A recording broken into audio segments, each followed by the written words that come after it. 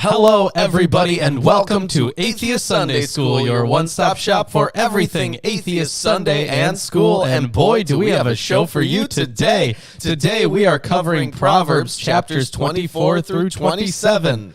And yeah, next week we're finishing Proverbs. Yes, that is true. Next week we are doing that. We are so close to 150 episodes. 150 episodes. That's almost 3 years. Yeah, almost 3 years we've been doing this. And we'll do something slightly different from then on because I feel I don't know. Come on, guys, a change, just a quick change. I don't know. We'll figure it out. We'll do something dumber at the beginning. We'll actually make an intro for like this specific show. And then we'll keep Friday figure it Apocrypha. out. Maybe. That sounds fun, doesn't it? We'll figure it out. All right. Yes. Well, you guys let us know.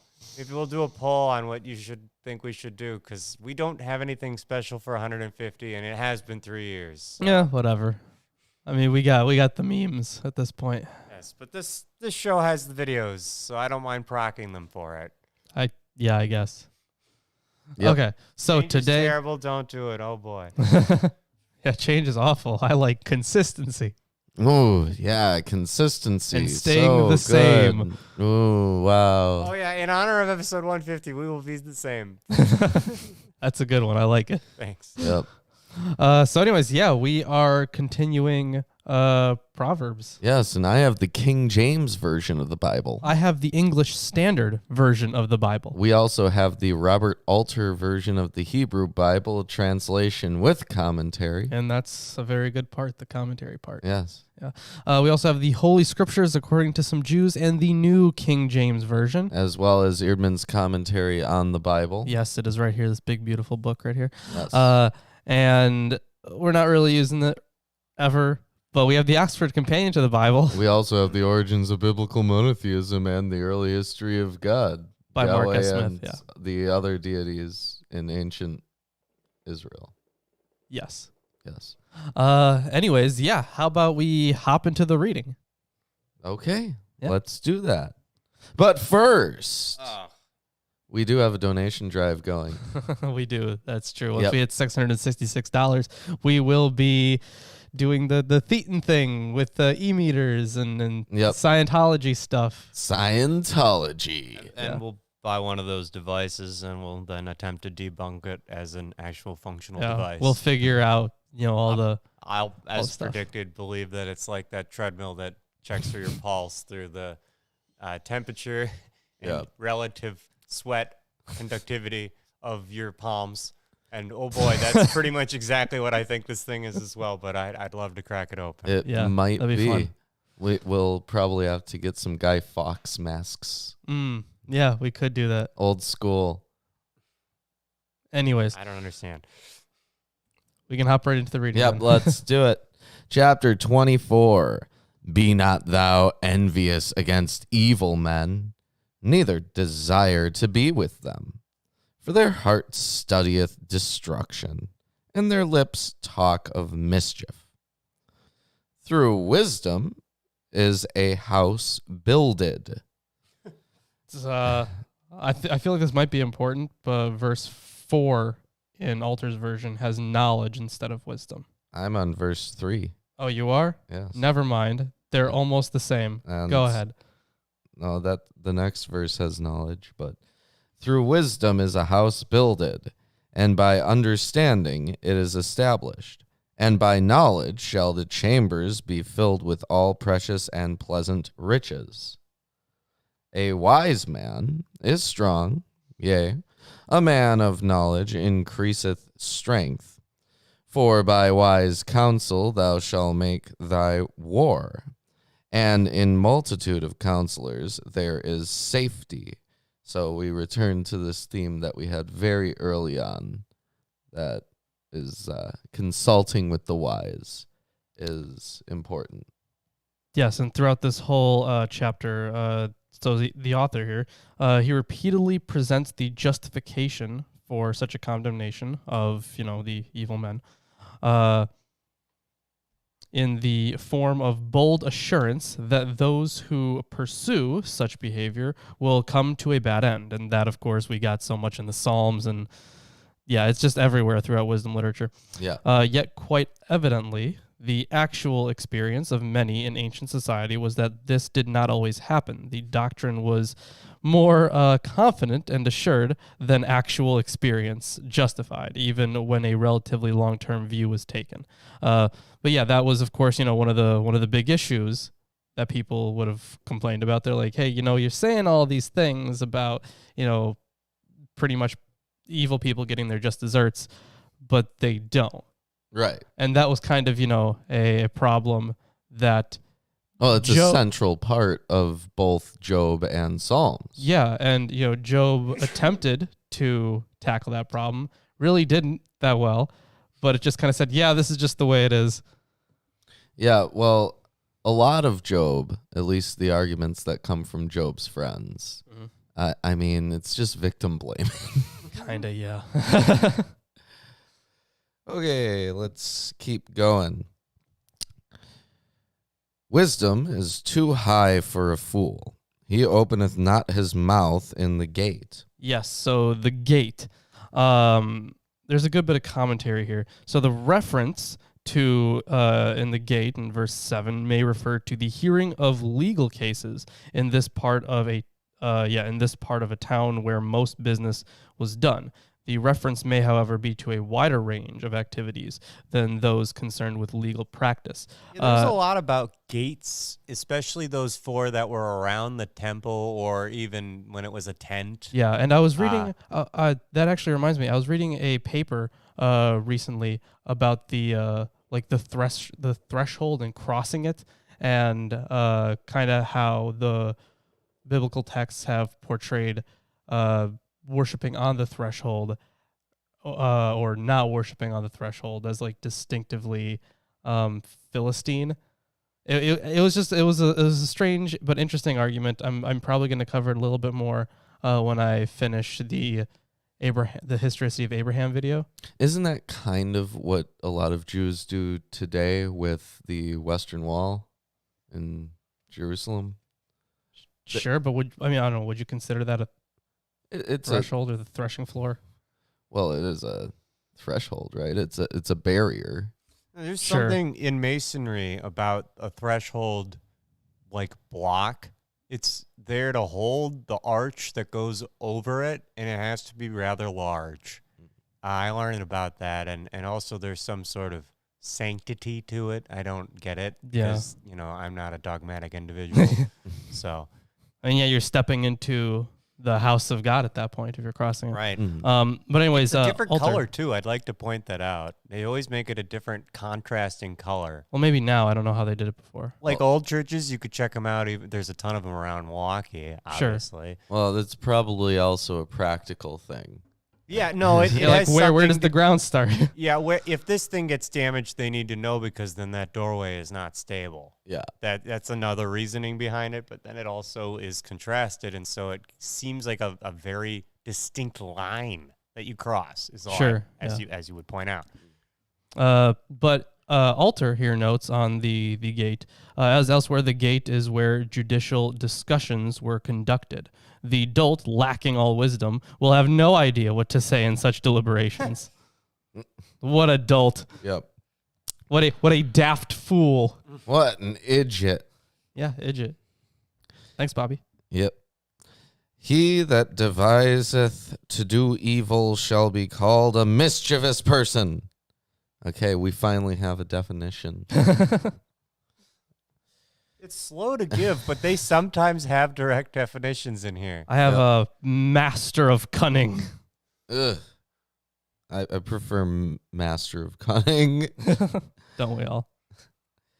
The thought of foolishness is sin, and the scorner is an abomination to men. This is something that Nietzsche had a problem with in the Judeo-Christian tradition, right? That they categorize certain thoughts as being sinful, which are not necessarily under the control of all people. Yeah. Yeah, like there's other dogmas that would teach you not to judge your thoughts. This is the opposite, right? Yeah. And there's none of that, it's the actions that matter, right? Well, I guess Nothing about biblical morality is consequentialist. If thou faint in the day of adversity, thy strength is small. If thou forbear to deliver them that are drawn unto death, and those that are ready to be slain, if thou sayest, Behold, Behold! we knew it not, doth not he that pondereth the heart consider it? And he that keepeth thy soul, doth not he know it? And shall not he render to every man according to his works? So there is some commentary here. So the description of an implicit obligation on the part of a student of wisdom to rescue, quote, those taken away to death, that's verse 11 there, cannot reasonably be a reference to persons sentenced to death for crimes committed. Taken literally, it must then refer to all victims of brigandage and violence. It is possible that in making such an allusion, the teacher intends the injunction to be taken metaphorically to refer to delivering people from the results of their own folly by teaching them a wiser path. By teaching wisdom, the teacher would be rescuing them from death. My son, eat thou honey, because it is good, and the honeycomb, which is sweet to thy taste. So shall the knowledge of wisdom be unto thy soul. When thou hast found it, then there shall be a reward, and thy expectation shall not be cut off. Of course, the expectation is probably, considering, the stuff about honey especially. This is probably about, the propagation of the line, as is tradition, I suppose. It might be from an exilic tradition. Well, yeah, but I mean, what I meant by as is tradition was when I usually say as is tradition, I mean, we've seen it a whole bunch of times before. Right. About being fruitful and multiplying, and your seed will will surpass the numbers of the stars and the grains of sand and all that stuff. Well, it's also potentially a Samson reference, right? Where Samson eats the honey and he has the riddle, which is arguably one of the earlier wisdom-esque things that happens. Sure, but that's kind of a horrible riddle. It is a horrible riddle. And once his wife gives away the answer, he gives her away. Yeah, that's true. Like, literally property. That's the Bible. Thanks. Hashtag blame the Bible. Oh, yeah. No, we haven't said that in a while. It has been a while. Lay not wait, O wicked man, against the dwelling of the righteous. Spoil not his resting place. So there is a good bit of textual commentary here. Do not enter the home of the righteous. The Masoretic text reads, do not lie in wait, wicked man, for the home of the righteous. This is odd because lie in wait is something done to a person, not to a place. And because vocatives addressed to the wicked are not part of the rhetorical strategy of Proverbs. So yeah, it would be really weird to say this to a wicked person. Like, they shouldn't be reading this probably. Mm-hmm. Not for them. Well, even if they were reading it, they wouldn't get anything out of it. That's true, yeah. Well, they just feel real insulted. This translation adapts an emendation proposed by Fox, based in part on the Septuagint tavo, enter, for te'erov, lie in wait, and the deletion of rasha, wicked man, as a probable gloss. For a just man falleth 7 times and riseth up again, but the wicked shall fall into mischief. I get knocked down, but I get up again. I get knocked down, then I get up again. You're never going to keep me down? Never. You got to Never going to happen. Nope. Are you also the best around? Rejoice not when thine enemy falleth, and let not thine heart be glad when he stumbleth. Pretty sure there was some rejoicing over battle. Oh, definitely. Yeah, Yeah. but they mean like, I don't know. Don't, feel great about suffering in general. Yeah, I suppose, as opposed to the guy who is evil and always enjoys suffering. Who knows? yeah. Well, maybe the author's just like all those people celebrating their wartime victories are a bunch of assholes. Sure.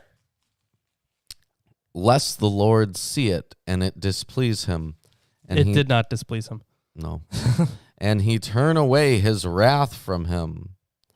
Fret not thyself because of evil men, neither be thou envious at the wicked, which is something that popped up earlier in verse 1. Be not thou envious against evil men. Yeah.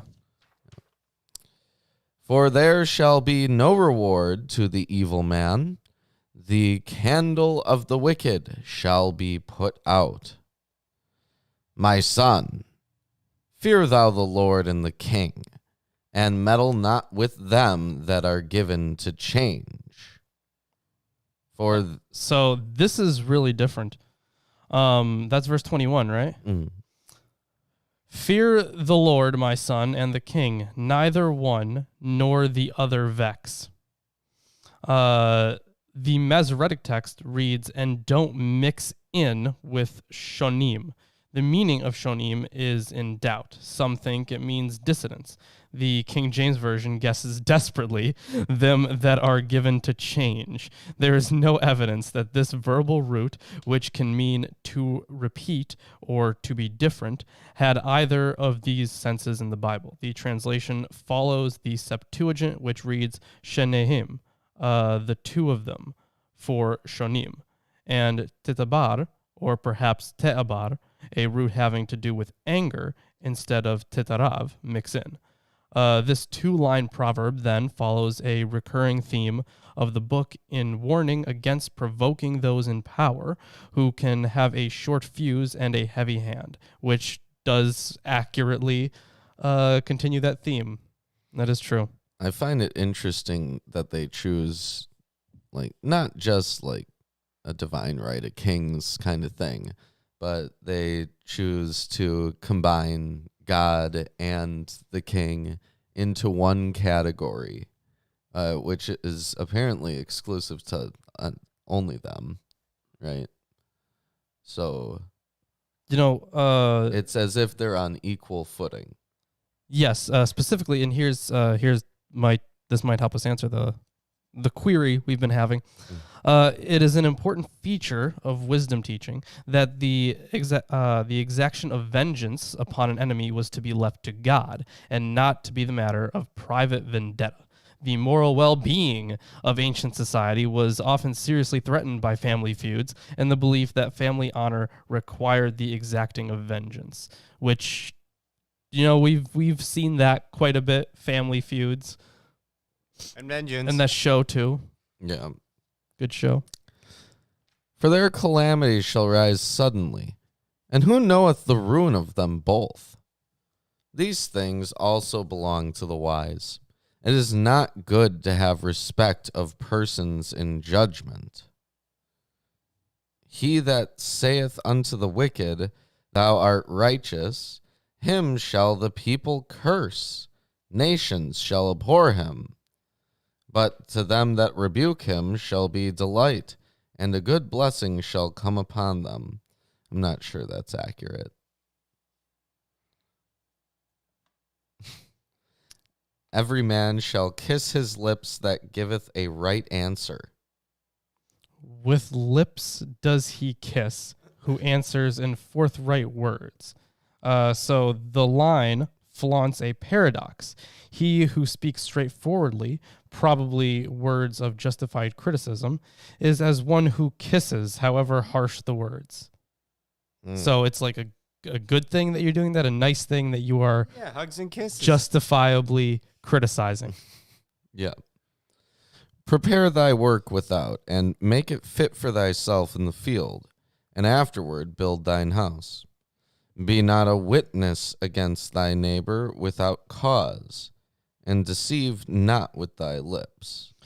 See, here's kind of the weird thing, because, earlier on we are given, a schema where you can certainly be a witness against your neighbor. Mm-hmm. But in this... In fact, in order to be convicted of a crime, you need multiple witnesses. Well, yeah, which would make sense.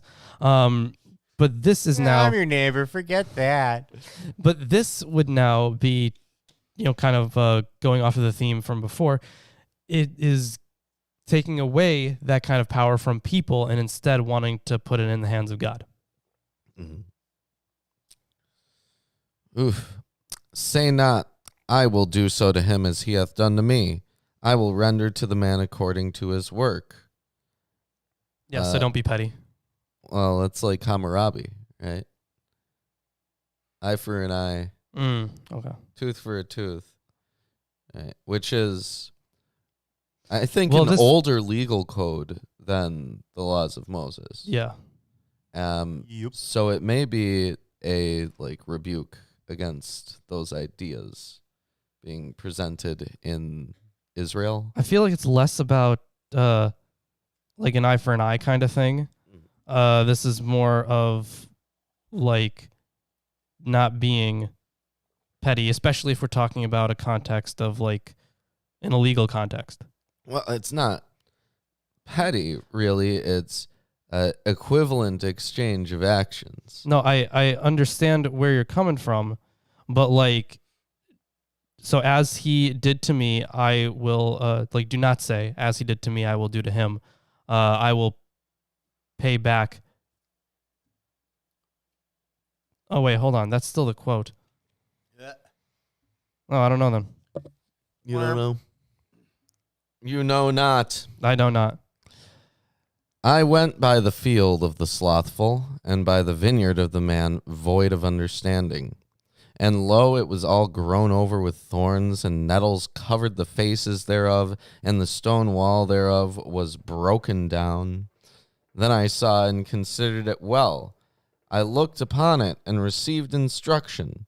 Yet a little sleep, a little slumber, a little folding of the hands to sleep, so shall thy poverty come as one that travelleth, and thy want as an armed man. So there's quite a bit there.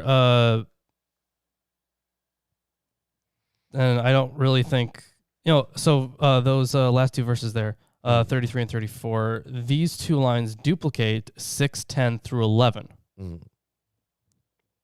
So we've seen those before. Yes. And that's the end of the chapter. Yep. So we returned right at the end there back to that theme of the lazy people being unable to feed themselves and keep their property. Although I should note something, because I totally passed this by. I should not have, because it's pretty important. So when we hit verse 23, actually, so it was a bit back, it's kind of a new collection of sayings, yeah. So the brief collection of instructions set forth at the conclusion of chapter 24 constitutes a short epilogue to what has gone before. The collection is located differently in the ancient Greek, coming after 30:14, where its reading of the text differs substantially from that of the Hebrew. The impression is left that we now have only a part of what was originally a much longer collection. Yeah, I believe it. Yeah. So then that last portion we read there. It did seem different. Yeah. Well, it was form. different. And that's, why there's probably a bunch of variants to it. Mm-hmm. Yeah. So, anyways, how about we hop right into chapter 25? How does that sound? Yes, the introductory note of 25:1, which I'll read it. Yes, I will read first verse here. Dusting off the thing, reading 25:1. These also are Proverbs of Solomon, which the men of Hezekiah, king of Judah, copied. If you remember Hezekiah, he was a good one. He was like the last good one before Josiah, Yes, Hezekiah reigned during the last 3 decades of the 8th century BCE, and court scribes in the period might well have collated and redacted a small collection of proverbs. The use of tu, gam, clearly suggests that there was at least one earlier collection, the most likely candidate being the one that begins in chapter 10. The introductory note of 25:1 defines the collection which follows as Proverbs of Solomon, which the officials of Hezekiah of Judah copied. It marks As you can see in our background here. Yes, it marks the Hezekiah. ensuing verses as an appendix to the sayings that have preceded them. It seems likely that the group of sayings in 25:2 through 27 once constituted a self-contained independent collection.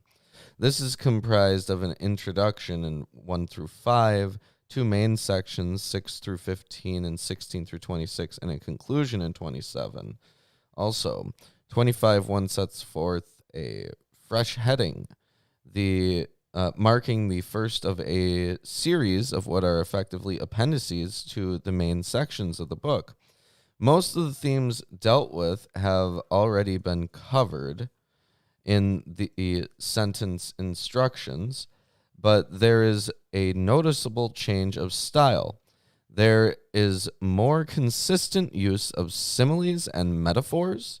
There is more consistent, I already read that, indicating a striving after artistic forms of presentation, and there are indications that many of the sections once formed independent units characterized by consistency of style or attempts to provide particular compendia dealing with certain major ethical themes. Such a conclusion is further supported by the inclusion of several separate headings introducing these sections. So especially 25:1, but also 31 and 31:1. Yeah, and we will definitely get there next week.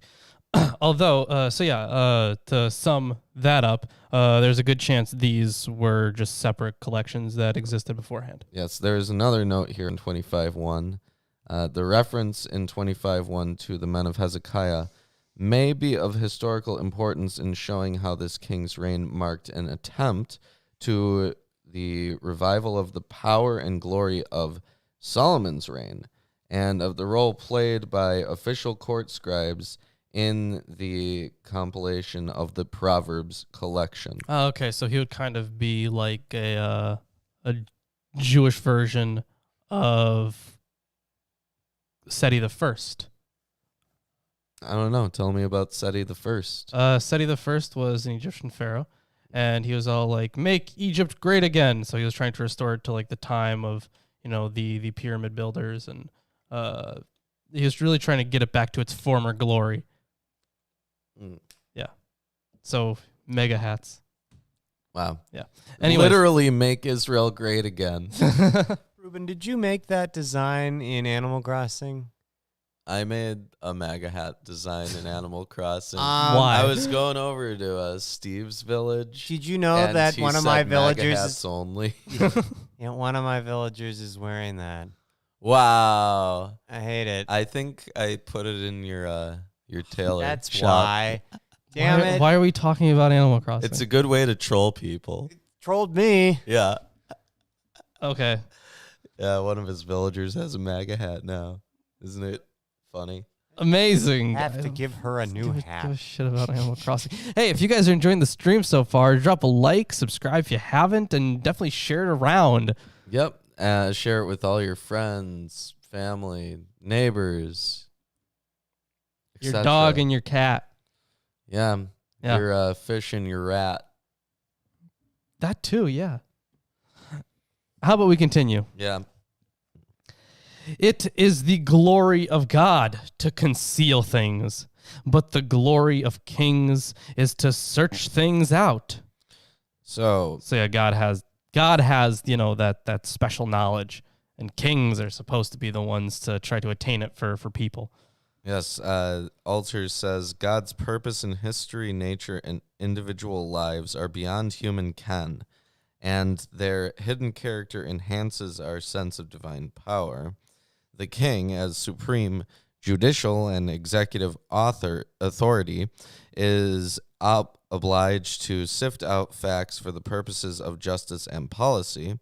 The emphasis on kings and on the comportment before nobility in all likelihood reflects the concerns of the court scribes responsible for this collection of proverbs. It continues through verse 7.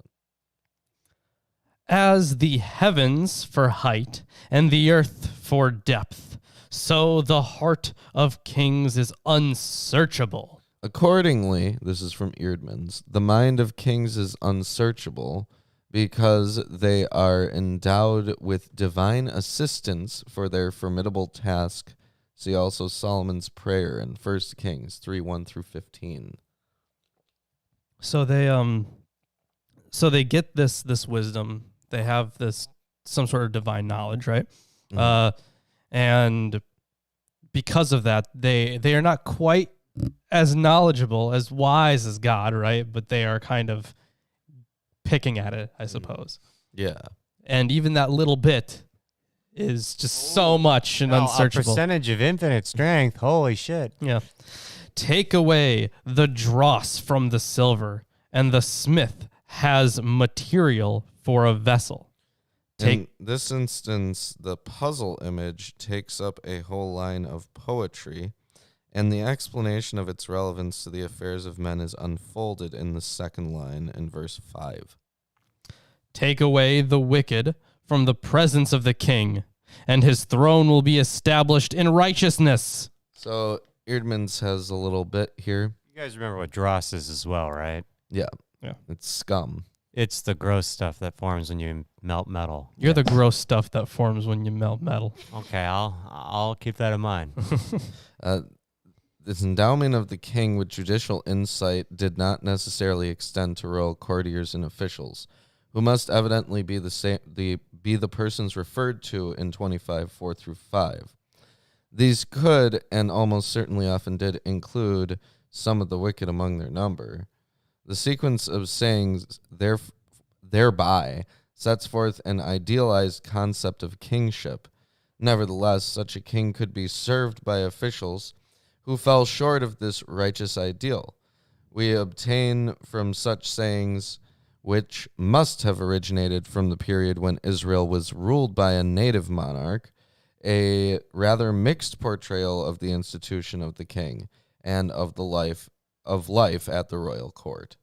You know, this is reminding me of, I think it was Ahaziah, I think. He was the king who, kind of fell down, and he was, injured. So he sent away some people to go to the temple of Dagon to seek help. Yeah. So I don't think this is like a direct reference to him, but I would think it would fit the mold that they're talking about. Yeah. Anyways, do not put yourself forward in the king's presence or stand in the place of the great, for it is better to be told, "Come up here," than to be put lower in the presence of a noble. I mean, I would agree. It's better to... Is that the end of verse 7 for you? Yeah. That's Actually, no, interesting. it isn't. There's one more line, but it's like of a different section here. What your eyes have seen. Yes, whom your eyes have seen. This clause sounds lame and may well be a mistaken scribal addition. That's lame. That's what Alter says. Thanks, but, Alter. But here in Eerdmans, it says, several commentators have suggested amending the phrase into court, verse 7c, to the multitude, implying a warning against spreading privileged and potentially harmful information to a wider audience. It urges extreme discretion in public matters rather than serving to discourage legitimate resort to law. Yes, that's not really a comment on what your eyes have seen. You said that was lame.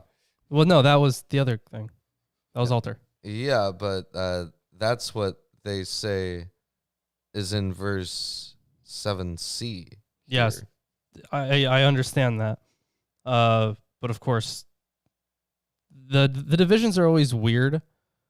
What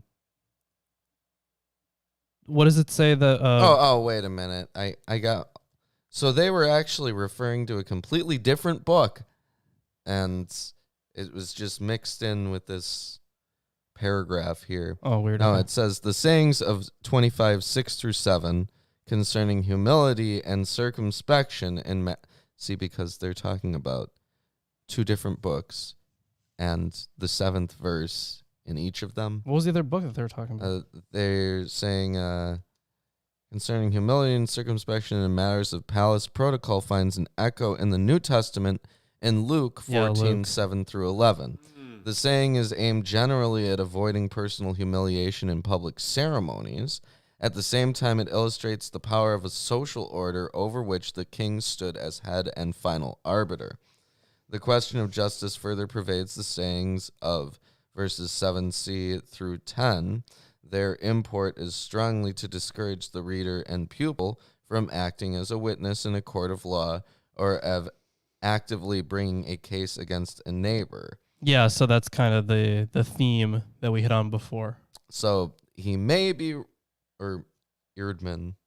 I think he is talking about Proverbs, honestly. Yeah. But it's just his designation of 7c doesn't fit with our translations. No, none of them.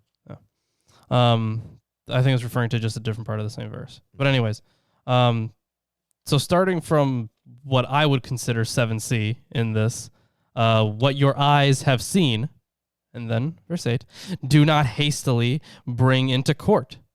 For what will you do in the end when your neighbor puts you to shame?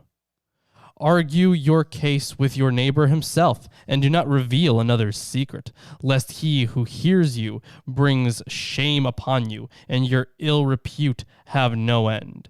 So, you might embarrass yourself if you say something wrong. Mm-hmm. Yeah. A word fitly spoken is like apples of gold in a setting of silver.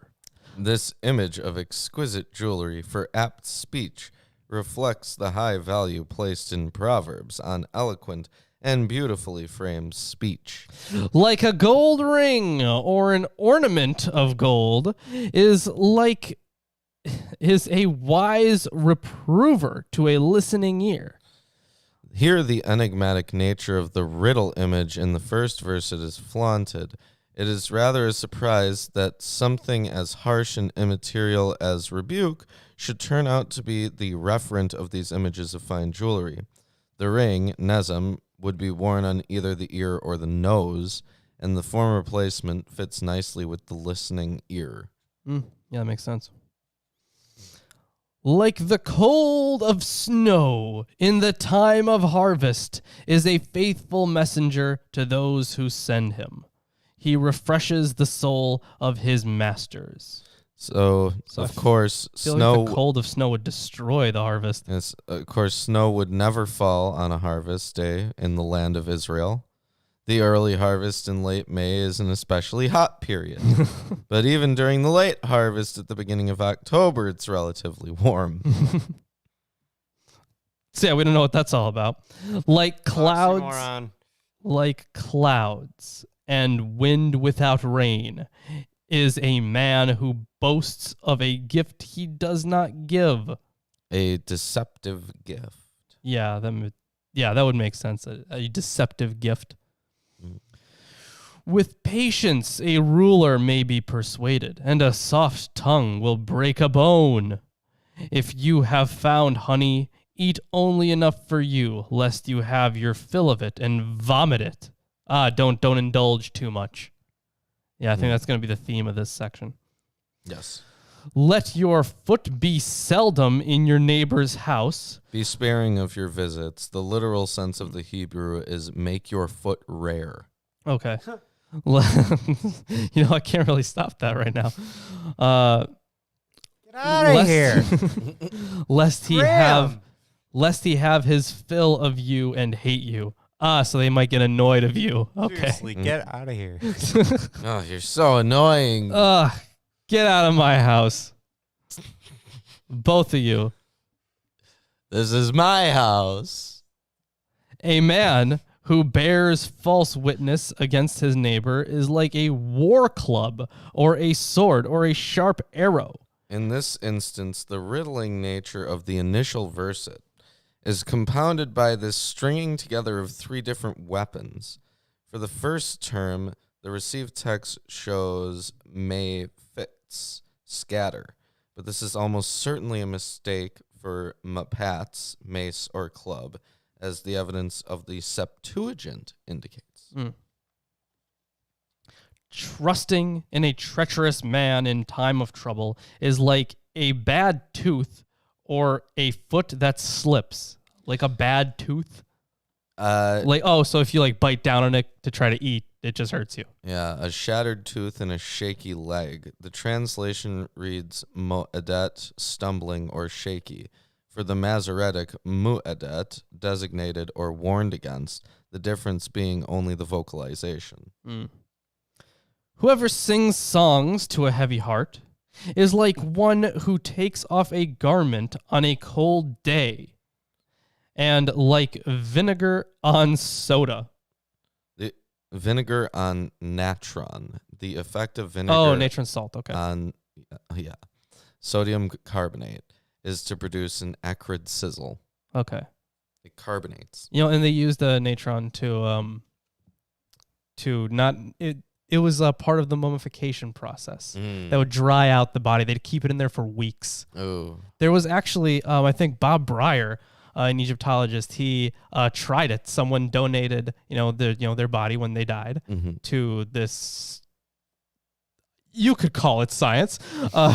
So he kept. He had like a place where he kept this body in natron salt, and he like checked on it every once in a while, and it took a very long time, and you had to have very specific conditions for it to actually, be preserved in the way we see mummies preserved. Maybe that's because those were the conditions that they happened to have in the first chamber that they used to try and preserve them. Yeah, maybe. Maybe that's why they built them like that. There's some more. I mean, yeah, it's like it's Egypt, man. Oh, that fell out of somewhere. It did. Yeah. Exactly where you are. Yes. You're fine. Okay. Anyways, unfortunately, the text of verse 20 is seriously disturbed, and the NRSV's translation follows that of the ancient Greek, which is by no means assured. Overall, and in spite of the difficulties, the message appears to be that unseasonal and thoughtless words can do much harm. If your enemy is hungry, give him bread to eat, and if he is thirsty, give him water to drink. For you will heap burning coals on his head, and the Lord will reward you. Wait, hold on. For you will heap burning coals on his head, and the Lord will reward you. There's got to be some. Oh, yes, in both of these. I'm sure. Some understand this to mean that the Lord will reward for showing humanity to your enemy. But the verb also means to requite or punish, and that sense is a better match with the idea of heaping coals on a foe's head in the first verset. If you are inhumane to your enemy, the Lord will requite it for you. Eerdmans says 25:21 through 22 deal with the treatment of enemies, advocating a measure of generosity towards them. The injunction falls short of a call to love one's enemies, but it nevertheless urges a positive and creative attitude towards them so as to disarm their enmity. Uncertainty clouds the significance of the assurance that such actions will heap coals of fire on their heads. Opinions differ whether this is a reference to a form of torture, a form of ritual humiliation. See the Christian use of ashes at the beginning of the season of Lent, or a metaphor for feeling shame. We haven't seen that metaphor for feeling shame before. Yeah. But yeah, either way, it's an interesting verse. Mhm. The north wind brings forth rain, and a backbiting tongue, angry looks. It is better to live in a corner of the housetop than in a house shared with a quarrelsome wife. I feel like Yep. we've read that exact verse before. This verse duplicates 21:9. Mm-hmm. Like cold water to a thirsty soul, so is good news from a far country. Like a muddied spring or a polluted fountain is a righteous man who gives way before the wicked. So a similar obscurity lessens the force of the simile in 25:23. Since 23 was the north wind brings forth rain one. Since in the climate of biblical lands, the north wind did not usually bring rain. However, the point of this admonition and the following one in verse 24 are reasonably clear. Ill-tempered speech can readily turn into provocation to anger, thereby creating a lasting rift in personal relationships. By contrast, the bringing of good news can be a source of joy and refreshment. It is not good to eat much honey, nor is it glorious to seek one's own glory. A man without self-control is like a city broken into and left without walls. This riddle image would have communicated a condition of terribly exposed vulnerability to the ancient audience, which was very familiar with fortified walls as an important means of protecting cities from invaders. As I'm sure, yeah. In the second verse, the man of unrestrained spirit is seen as making himself painfully vulnerable to humiliation or harm. And I think that is the end of chapter 25. Do you hear something? You know, I do hear something. Hmm. Haven't heard it in about a week. It really only happens once a week that I hear this exact noise. Yeah, it's kind of like... spooky, though. Behold, I am your Lord and Savior, Jesus Christ, and I want to let all you heathens and sinners know that I support this wonderful episode of Atheist Sunday School. Lawrence and Reuben try their very best to bring you the true glory of the Bible, and they need your help. They have provided links to their Patreon page and other social media just for you. Once again, my name is Jesus Christ, and this is Milwaukee Atheists. The Lord is with them. God bless. Wow. Amazing. That is incredible. Thank you, Jesus. Thank you Jesus so Christ, much. that was so nice. Jesus Christ. So nice. He comes by here. Sometimes he takes Reuben away, but he did not today. No, he didn't. Thank you for staying with us, Reuben. Oh, We would have missed you otherwise. you're very welcome. My house. Get out. You get out of my house. You both get out of my house. In fact, go to my house and then leave. All right. So how about chapter 26? yes, chapter 26 it is. As snow in summer and as rain in harvest, so honor is not seemly for a fool. So, like snow in summer, of course, we had that kind of imagery beforehand in the last chapter. This is a part of a whole series here of riddle form one-line proverbs.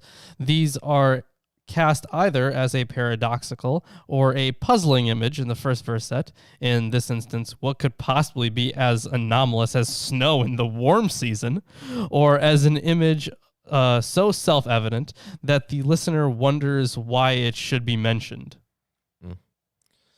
As the bird by wandering, as the swallow by flying, so the curse causeless shall not come.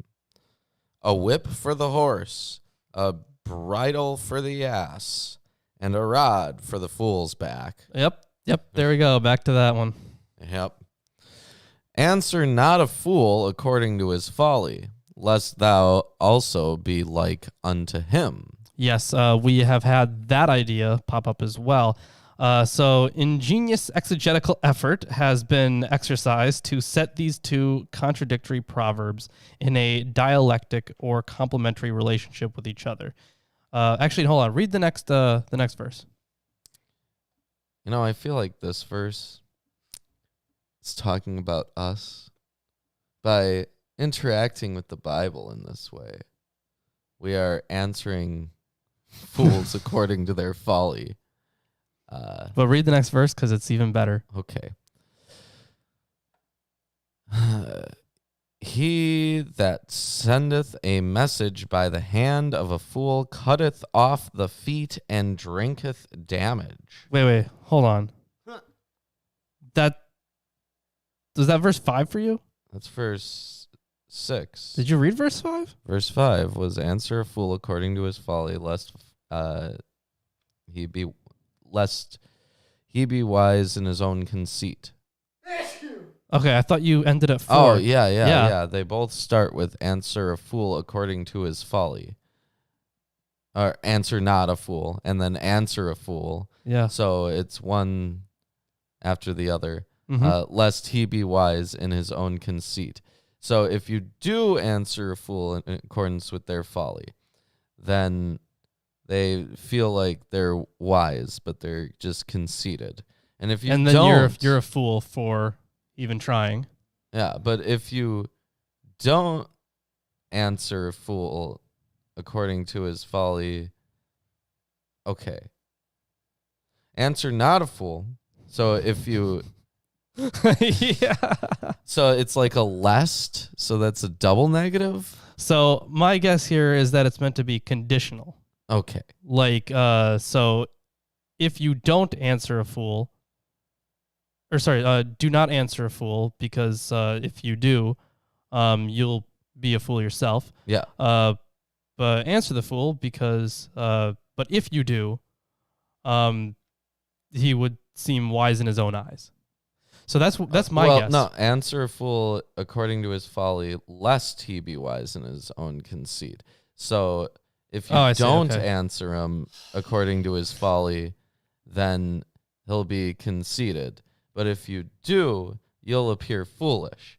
So I don't have any comments on this. There's...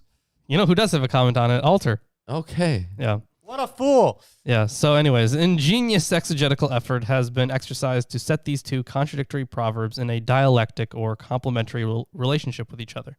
It is more plausible to assume that they were bracketed together editorially because of the similarity of formulation, while they reflect two quite different and originally independent perspectives.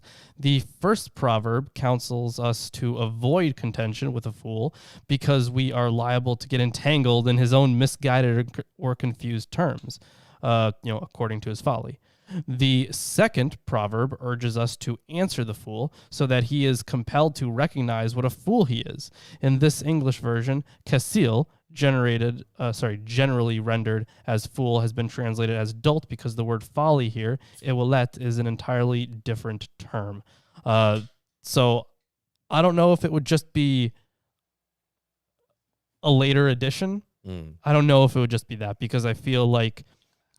But either way, because you can't win. Yeah, I know. But we are putting this... Well, the thing is, with verse 5, you can win. That's the point. And when you don't, and when you do. Right. But I think that because of the way the verses are set up here, where one thing makes sense and the other one doesn't,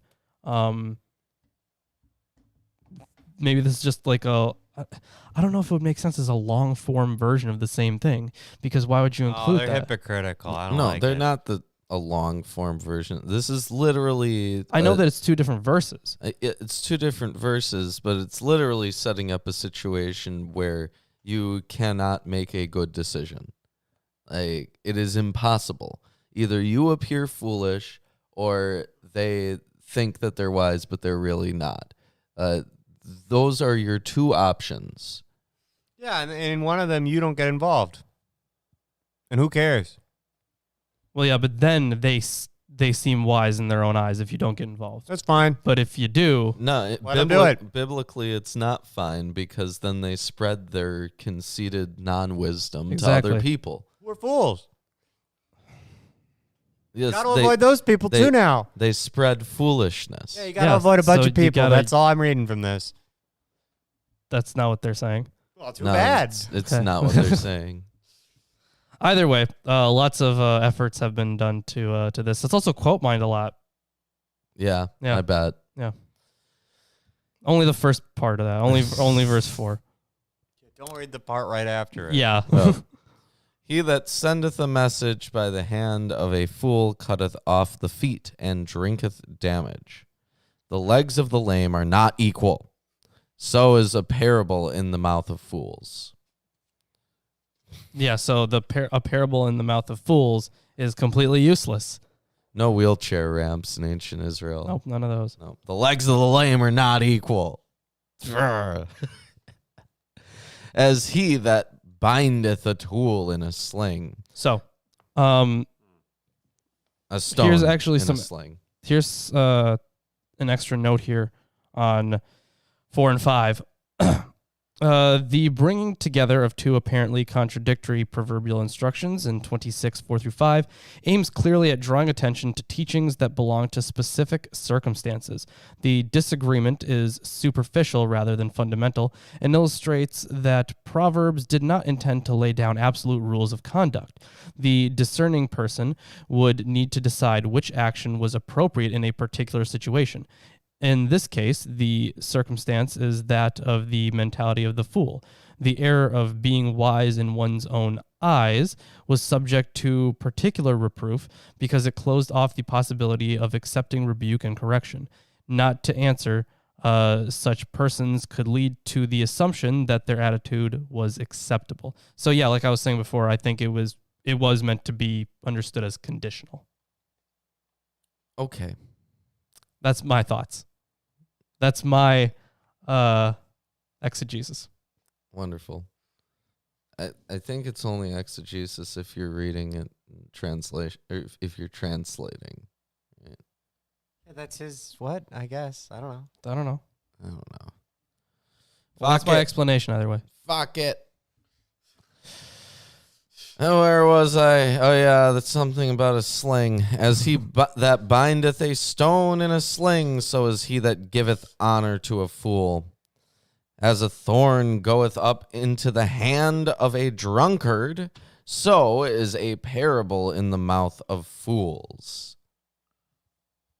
As a thorn goeth up into the hand of a drunkard. Presumably, he is staggering about in his drunken stupor and thus thrusts his hand unaware against thorns. Yeah, is this a slapstick scene? A little bit. And then it goes on here on a proverb in the mouth of fools again.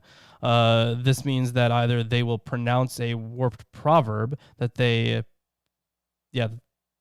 may hurt others, or lacking the wisdom to pronounce wise sayings. In their effort to do so, they will shame or do harm to themselves. That makes sense. The latter option may be more likely. Yeah, I'm feeling it. Okay. The great God that formed all things both rewardeth the fool and rewardeth transgressors.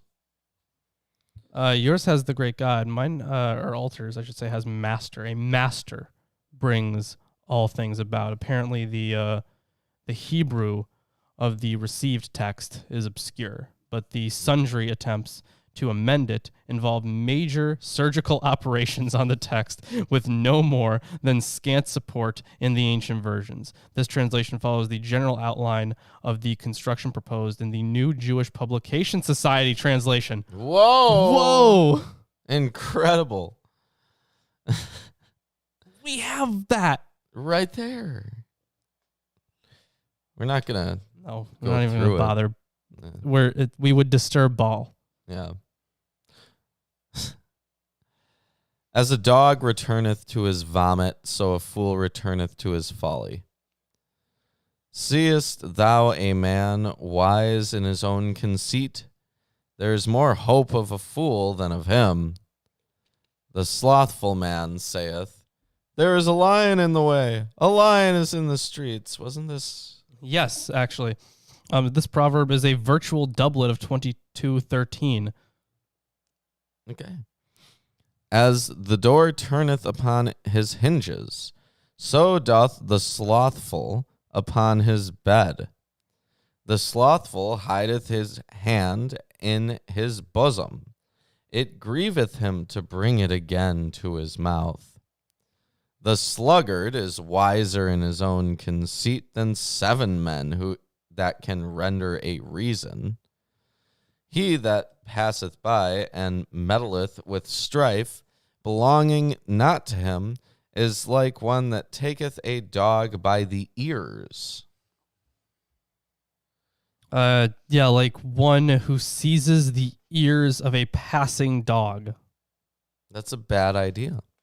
Rude. Although the note here is the simile has a special edge because dogs were not domesticated in ancient Israel, but rather wandered outside as semi-feral scavengers. The vivid implication is that a person who mixes into someone else's quarrel is liable to get badly bitten. Yeah, I feel that. Yeah. As a madman who casteth firebrands, arrows, and death, so is the man that deceiveth his neighbor, and saith, Am not I in sport?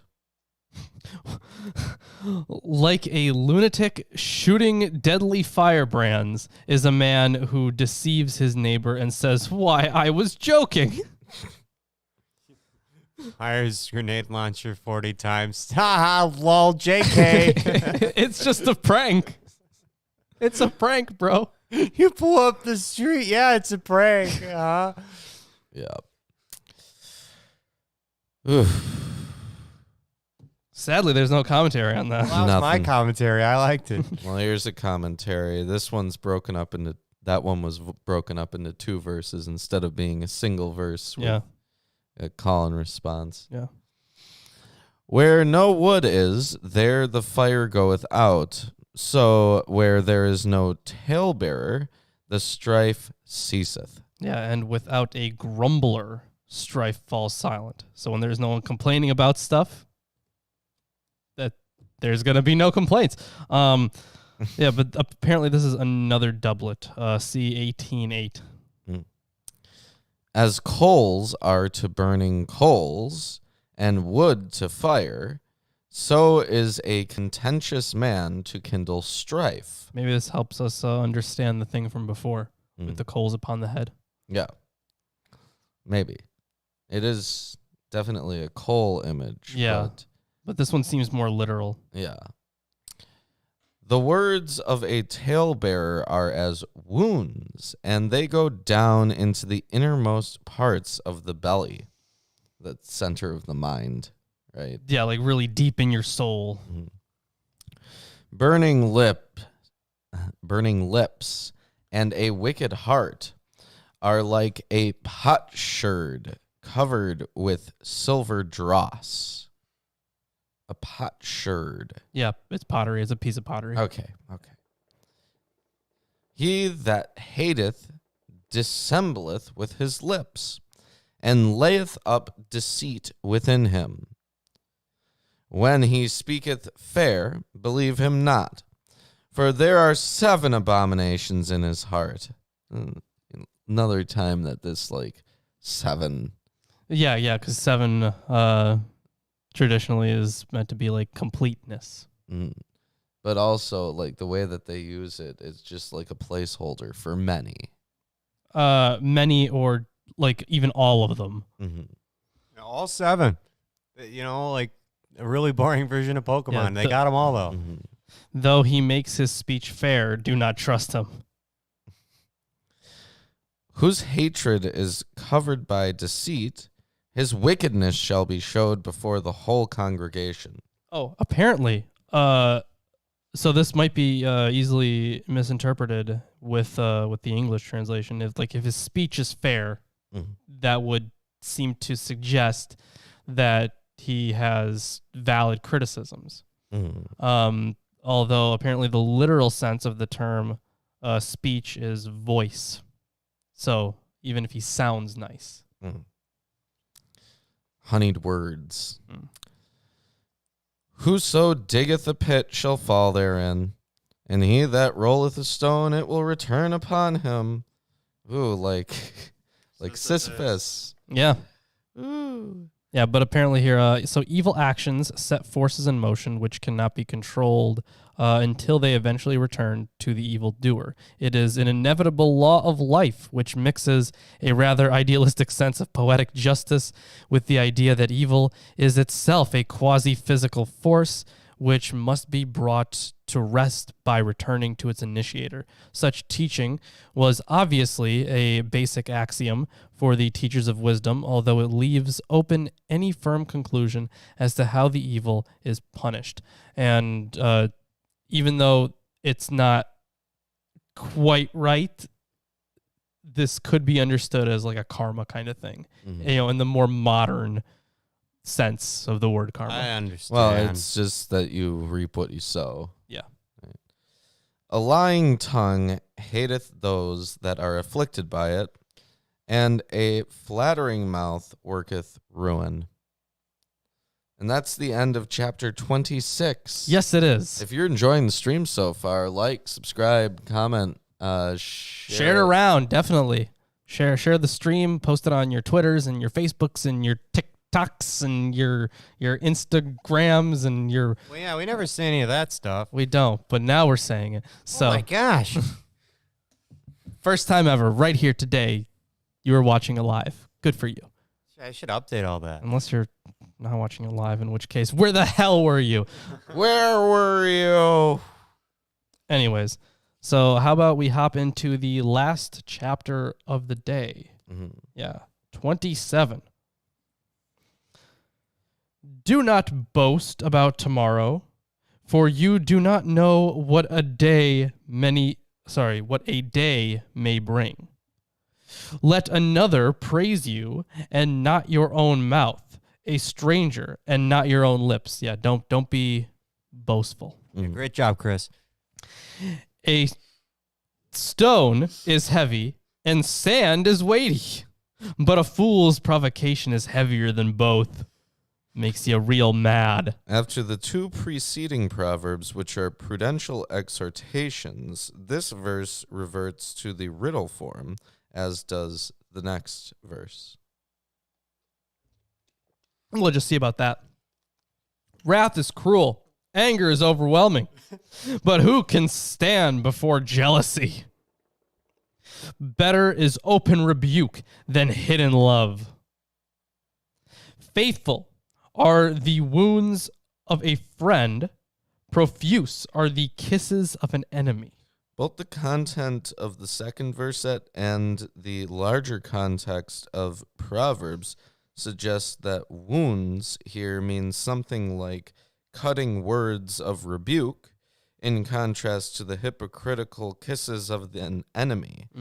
They are faithful in the sense that they are meant to serve one's best interest and are an expression of loyal friendship. Oh, so when Yeah, we're Lawrence just trying to is help. being a jerk, he's actually being a really loyal friend. You suck. Change your life. I already boasted You're for myself. horrible. I don't need all these compliments. Everything bad in your life is your fault. I knew that. Thank you. We're such good friends. Yep. One who is full loathes honey, but to one who is hungry, everything bitter is sweet. Okay, so someone who has everything in the world, they don't really need more stuff. They have everything they need already. The world. But to someone who doesn't have anything, they'll take what they can get. You have diminishing returns over time. Yeah. Right. Like a bird that strays from its nest is a man who strays from his home. Oil and perfume make the heart glad, and the sweetness of a friend comes from his earnest counsel. The Hebrew Kind of is playing off of the thing before. Yeah, the Hebrew is somewhat cryptic or perhaps merely elliptical. Sweetness might be an ellipsis for sweet counsel. The phrase rendered as inward counsel or perhaps one's own counsel is atzat nafesh, which could mean literally the counsel of the essential self, the counsel of the spirit, or simply a person's counsel. 27:8 condemns the wanderer who one who fails to maintain a secure and stable role in the home. The following, verse 9, has proved difficult to interpret, and the NRSV follows a reconstruction based on the ancient Greek text. The point then made, however, is so obvious that it appears unlikely to represent the correct original text. The Hebrew states that the sweetness of a friend is better than one's own counsel. The point would be that sharing the making of difficult decisions with a trusted friend is preferable to doing so alone. The general theme of friendship or neighborliness is very important for the teachers of wisdom and is found again in verse 10. Which I suppose I can get to. No way. Yes. Do not forsake your friend and your father's friend, and do not go to your brother's house in the day of your calamity. Better is a neighbor who is near than a brother who is far away. Okay, so this is just assuming that your brother is far away, but what if your brother is your neighbor? Whoa. Either Don't way, extrapolate. That's too far. Become friends with your neighbors. These are not mutually exclusive categories. The neighbor who becomes a trusted friend can be of greater help in times of difficulty than members of one's own immediate kin group, who may, in any event, live at too great a distance to offer immediate assistance. That's what I have to say. I mean, yeah. Be wise, my son, and make my heart glad, that I may answer him who reproaches me. 2711 apparently marks the beginning of a new short collection of sayings dealing with the general theme of education for the demands of life. You know, we had this very early on in Proverbs about making, the father's heart glad through the son's education. Mm-hmm. I like it when the wisdom literature makes sense. Yeah, it's nice when it happens. Also, this next verse is a duplicate of 22:3. The prudent sees danger and hides himself, but the simple go on and suffer for it. There it is. Yep. Take a man's garment when he has put up security for a stranger, and hold it in pledge when he puts up security for an adulteress. This is still another doublet of 2016 with minor changes. Whoever blesses his neighbor with a loud voice rising early in the morning will be counted as cursing. Though I do have a little... What? Why, though? Is it disturbing the peace? Who knows? Let me look here. But there is a bit about 2713. That's the one that ends with the adulteress. Yes, it applies the term not only to foreigners in the ethnic sense, but to any person who stood outside the established community circle. The Hebrew text, which refers to a foreign woman, must certainly be a later assimilation of a warning to the separate issue of engaging in promiscuous sexual relationships with unattached women. Yeah, because my note here is just a foreign woman also for adulteress. Yeah. But this loud voice, this yes, proverb, tell me about the loud voice. This proverb is an amusing observation on social behavior. When you are barely awake in the morning, the last thing you want is a bellowed and perhaps ostentatious greeting from a neighbor. How about an aggressive argument? How about you want to No, start the morning with a blessing. guy who's like, you take this opinion and you're going to believe it. No, but this is a blessing. So he's saying good things at you. Like if every morning if I went outside your window at night, in the early morning, like 6 a.m. or something, you're still asleep. And I'm like, hey, Ruben, you look great, buddy. Good job sleeping. You're doing fantastic. Keep it up. What if I just brought a rather large portable speaker and did the THX intro every morning at 5:30? You could do that. Yeah, that'd be way worse. But you could do that. Anyways, a continual dripping on a rainy day and a quarrelsome wife are alike. Oh my God, here we go again. Oh my God, this is not sounding good. To restrain her is to restrain the wind, or to grasp oil in one's right hand.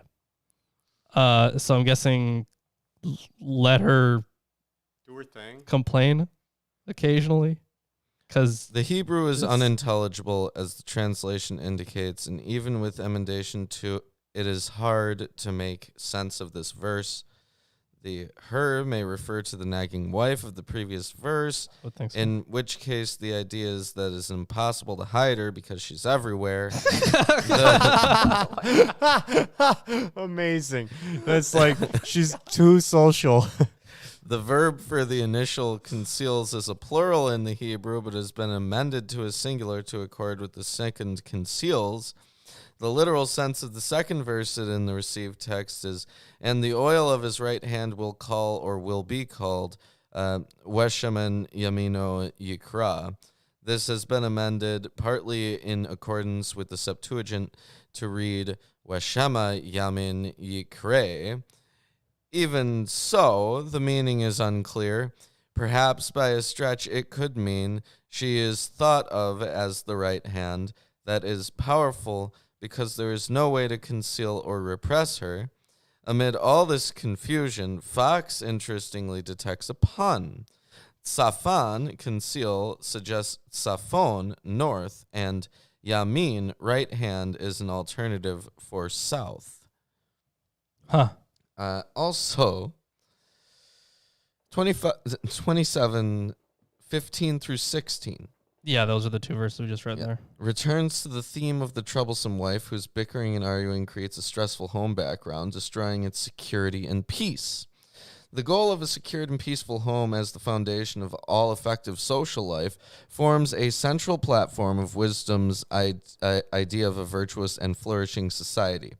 The comment that is added in verse 16 that it could sometimes prove impossible to curtail the troublesome behavior of a difficult wife lends force to the contention made elsewhere that the careful selection of a life partner is an important issue for the teachers of wisdom.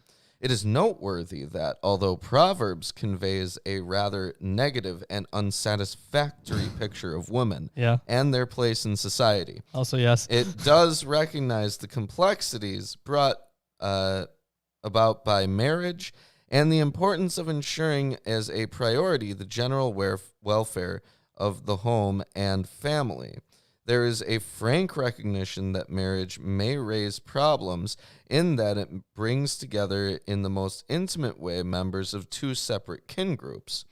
The need, therefore, was to ensure that the incoming partner in a marriage was integrated into the larger kin circle as smoothly as possible. Sounds pretty apologetic to me. It's really difficult too. Yeah, that never happens.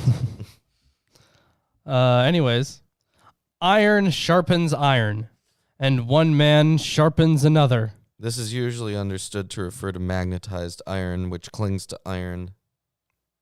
Fair enough.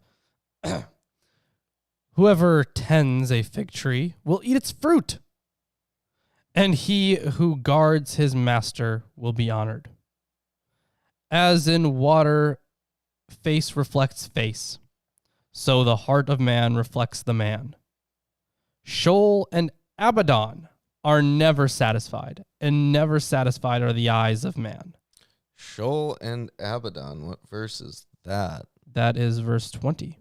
Verse 20. I think we've had one reference to Abaddon. I think. I don't remember exactly. Not in the Bible. I'm not sure. That could have been apocryphal stuff. No, I think there was one reference. Yeah, there was one somewhere, but Alter has Was it in it. Job?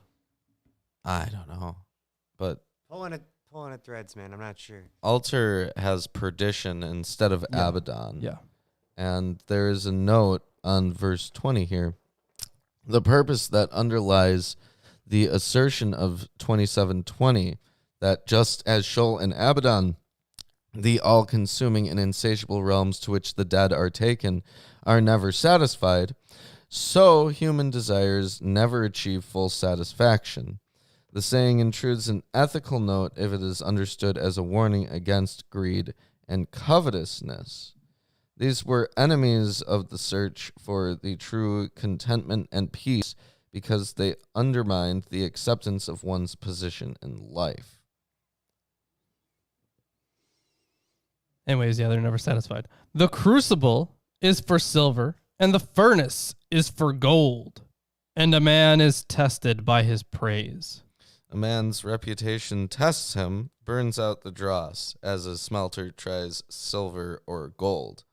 Also, verses 21 and 22 appear to have been drawn together because they find moral lessons in the basic forms of technology. As precious metals can be produced only by a process of refining, so praise is regarded as providing such a test.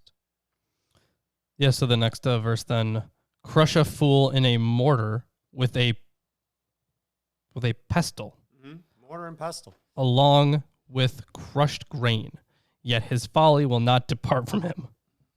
So no matter what. Even if you powderize him. Yeah.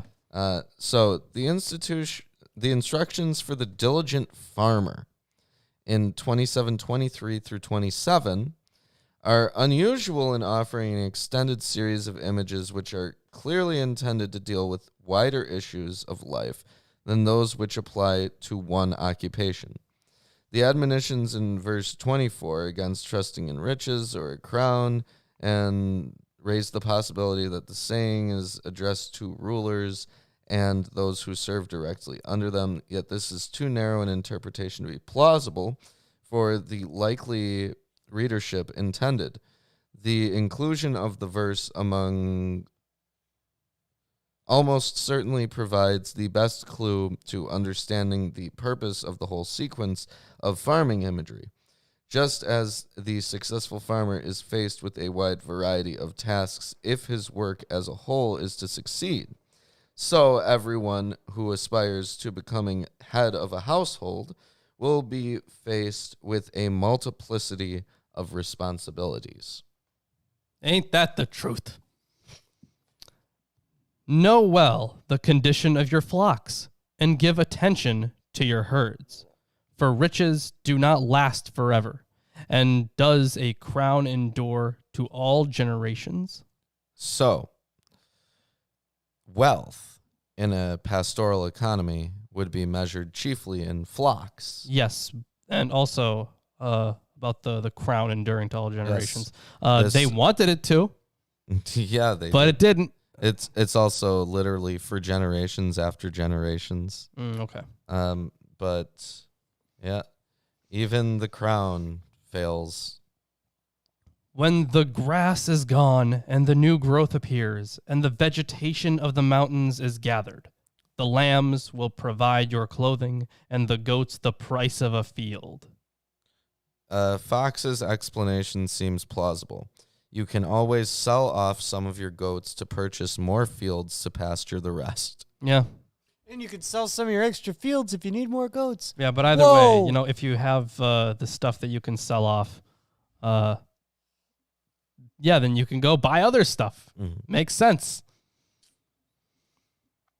There will be enough goat's milk for your food, for the food of your household, and the maintenance for your girls. So For your girls, all right. So the word for goat means she-goat and is entirely different from the masculine term used in the previous verse.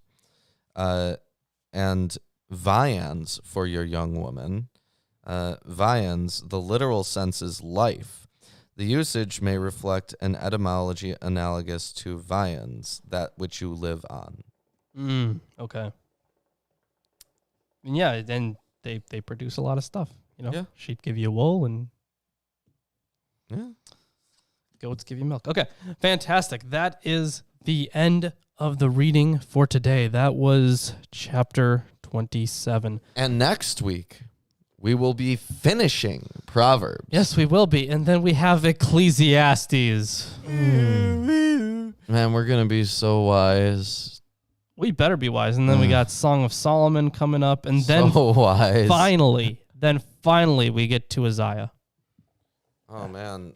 And then after that, we've got A bunch of other a prophets. bunch of other prophets. And then we get into the New Testament. Yeah, and then we have Lamentations thrown in there between a bunch of prophets.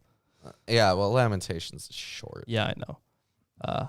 Either way, We hope you enjoy the show. Make sure to drop a like, subscribe if you haven't, share it around, all that good stuff.